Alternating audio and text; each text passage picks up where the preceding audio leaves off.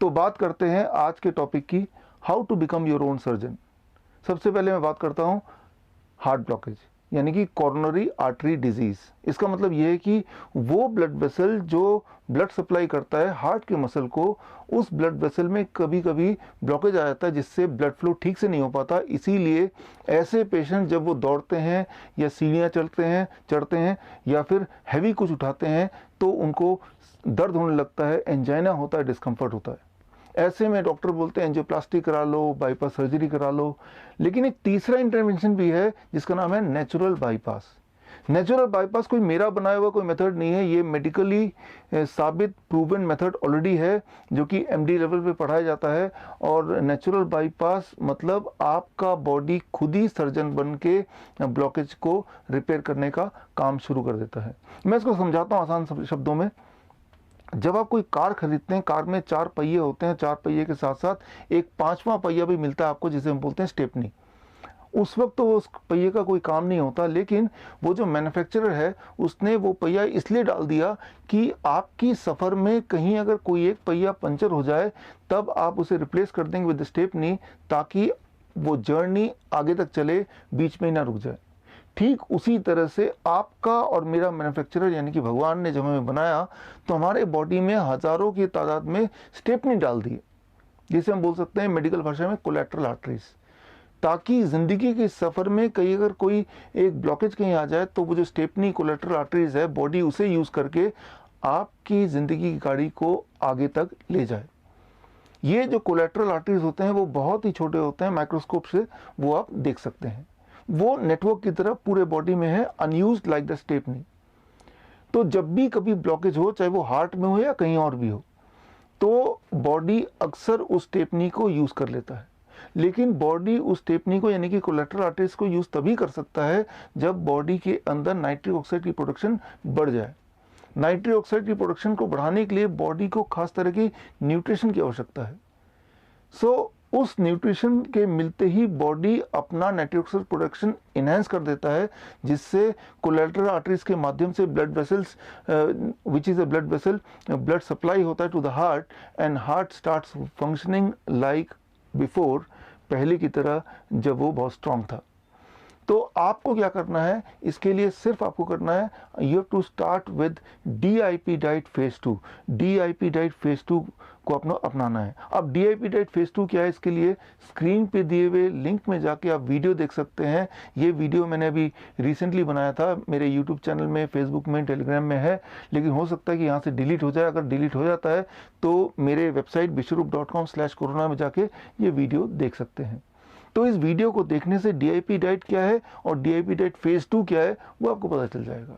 तो आपको सिर्फ इतना करना है कि DIP डाइट फेज 2 पे रहना है और साथ में ग्रीन और रेड जूस, ग्रीन मतलब स्पिनच यानी कि पालक और रेड मतलब टमाटर या चुकंदर, इनमें से कोई भी एक वेजिटेबल लेंगे घुमा फिरा के और उसका करीब 200 से 250 ml जूस निकालेंगे, फ्रेश जूस, और उसको पीने में लगने चाहिए 10 से 15 मिनट। जब पेट भरा हो तब नहीं, जब पेट खाली हो, जैसे लंच से पहले या डिनर से पहले, ऐसे टाइम पे। और ऐसा अगर आप 1 महीने तक कर सकते हैं तो ऑन एवरेज मैंने देखा है कि इट टेक्स ओनली 1 मंथ और उसके अंदर ही ब्लॉकेज ऑलमोस्ट चला जाता है। अच्छा, कैसे पता चलेगा ब्लॉकेज चला गया? बड़ा ही सिंपल है। अगर वही वाली एक्टिविटी जिसके करने से आपके एंजाइना होता था यानी कि पेन, अब अगर उसी एक्टिविटी से पेन नहीं हो रहा है, इसका मतलब आइदर ब्लॉकेज बहुत छोटा हो चुका है या गायब हो चुका है। जब आपको आराम मिल जाए, जब पेन गायब हो जाए, उसके बाद फेज 2 DIP डाइट की जगह अगर आप चाहे तो स्टैंडर्ड DIP डाइट पे ही रह सकते हैं for rest of the life. Number 1। Number 2, जो ग्रीन एंड रेड जूस है उसका काम खत्म हो चुका है, अगर आप चाहें तो उसको डिसकंटिन्यू भी कर सकते हैं। तो लेकिन DIP डाइट में रहना ज़रूरी है ताकि इस तरह के प्रॉब्लम दोबारा कभी ना हो, दोबारा ब्लॉकेज हो ही ना। ये तो ही हार्ट की बात। अब करते हैं कैटरैक्ट की बात, ग्लूकोमा की बात, या फिर कई सारे लोग हैं जिनके मोटे मोटे चश्मे लगे हैं, वो चश्मों से छुटकारा पाना चाहते हैं, उनकी बात। बहुत ही सिंपल है आपके लिए, आपको भी DIP डाइट फेज 2 में रहना है। It takes about 3 months time, 3 महीना ऑन एवरेज लगता है फॉर कैटरैक्ट, ग्लूकोमा या चश्मे से मुक्ति पाने के लिए। DIP diet phase 2 plus shoulder neck and I rotation exercise every day for 15 to 20 minutes. अब ये shoulder neck and I rotation exercise क्या होता है जानने के लिए आप स्क्रीन पे दिए हुए उस लिंक में जाके मेरे वीडियो को देखेंगे, जो कुछ साल पहले मैंने बनाया था, मेरे यूट्यूब चैनल में है, मेरे फेसबुक में भी है। और इस वीडियो को देख के वो एक्सरसाइज सीख के आप उसको अपनाएंगे हर दिन 15 से 20 मिनट कभी भी इसको करेंगे, and it takes on average about 3 months time. और आप देखेंगे कि कैटरेक्ट वाली प्रॉब्लम, ग्लूकोमा वाली प्रॉब्लम ऑलमोस्ट चली जाएगी, और अगर पूरी तरह चली जाती है तो वो एक्सरसाइज करना डिसकंटिन्यू भी कर सकते हैं, और डीआईपी डाइट फेज 2 की जगह आप स्टैंडर्ड डीआईपी डाइट में रहेंगे for rest of the life, ताकि इस तरह की प्रॉब्लम दोबारा ना हो। And finally kidney stone and gall bladder stone. अब देखिए इसमें दो पार्ट हैं, एक तो है एक्यूट, मतलब अचानक से पेन आना, मतलब स्टोन अटैक। तो एक्यूट में सिम्टोमेटिक रिलीफ बड़ा इंपॉर्टेंट है। सिम्टोमेटिक रिलीफ के लिए, पेन मैनेजमेंट के लिए फिर उसी वीडियो को मैं रेफर करूंगा, जो वीडियो मैंने थोड़ी देर पहले बताया था। उस वीडियो में जाके पेन मैनेजमेंट कैसे करना वो सीखना आपको। उससे इमीडिएट रिलीफ तो पेशेंट को मिल जाएगा, लेकिन अब इंपॉर्टेंट बात है वो स्टोन को डिसॉल्व करना। स्टोन को डिसॉल्व करने के लिए फिर वही idea, DIP diet phase 2 for 3 to 6 months. अब 3 महीने लगेगा या 4 महीने लगेगा या 6 महीने लगेगा, या हो सकता है उससे थोड़ा और ज़्यादा टाइम भी लगे, डिपेंड ऑन कि वो स्टोन का साइज़ कितना है, वो कितने सारे स्टोन हैं। लेकिन एक इम्पॉर्टेंट बात यह है कि डीआईपी डाइट फेज 2 स्टार्ट करते ही आप देखेंगे कि विद इन फ्यू डेज अब जो फ्रीक्वेंसी ऑफ अटैक कम हो जाएगा और जो पेन की इंटेंसिटी वो भी कम हो जाएगी। लेकिन ये तो हुई एक बात, लेकिन साथ में आपको ऐड करना है कुल्थी का दाल का पानी। कुल्थी का दाल क्या होता है, इसे कहते हैं इंग्लिश में हॉर्स ग्राम। अब देखिए ये है हॉर्स ग्राम, और ये हॉर्स ग्राम करीब 20 ग्राम कुल्थी का दाल लेना है, एक मुट्ठी भर, और लेके उसको 200 ml पानी में आपको बॉईल करना है तब तक जब तक कि 200 ml पानी 100 ml में कन्वर्ट ना हो जाए। और वो जो 100 ml है उसे छान लेना है वो पानी को, और उसका आधा पानी यानी कि 50 ml पानी आपको लेना है ब्रेकफास्ट से पहले खाली पेट में, और आधा लेना है 50 ml जो बचा हुआ है वो डिनर से पहले।